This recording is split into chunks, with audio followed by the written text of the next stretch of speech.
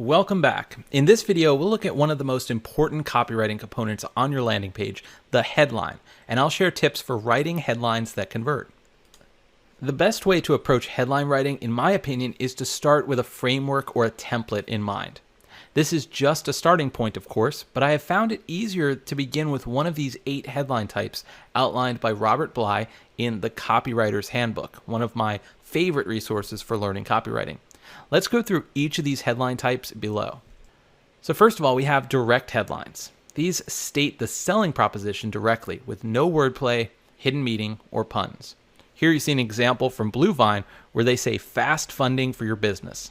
That's basically what they're doing and what they're offering. It's very direct and to the point. Indirect headlines make their point in a roundabout way. It arouses curiosity, and the questions it raises are answered elsewhere on the page. This old print advertisement, which we referenced in a previous video from the 1920s, is a good example of an indirect headline. You can also think of this as a cliffhanger headline, because you want to keep reading to find out what happens. News headlines are great if your product or service offers something newsworthy and you want to announce it. Some common words found in news headlines include finally, new, announcing, introducing, now available, and at last. Here's an example from a website called Feels, where the headline is, finally, a better way to feel better. As Robert Bly puts it in The Copywriter's Handbook, the words how to are pure magic.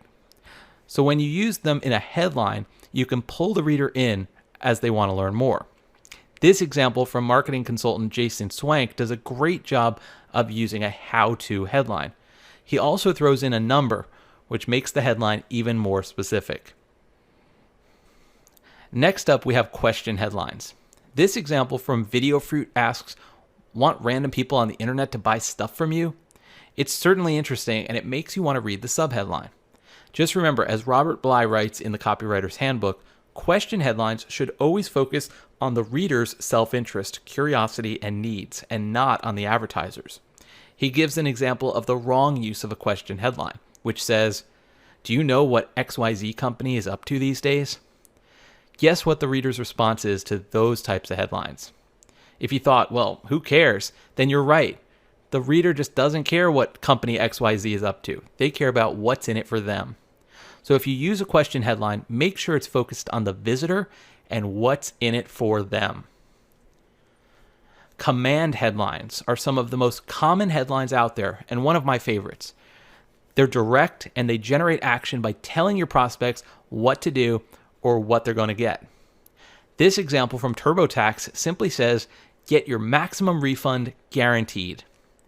You'll want to have a strong command verb that demands action at the start of a command headline if you end up using this format.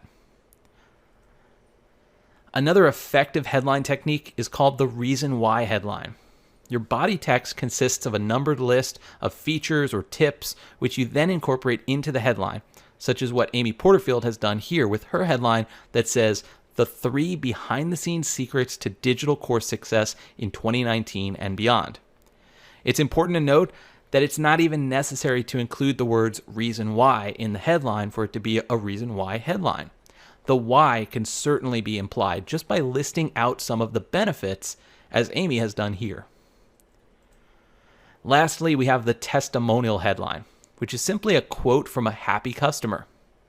While it seems easy to craft a testimonial headline, you need to find a testimonial that works well, it speaks to the core offer, it resonates with the target audience, and is short enough and concise enough to work as a headline.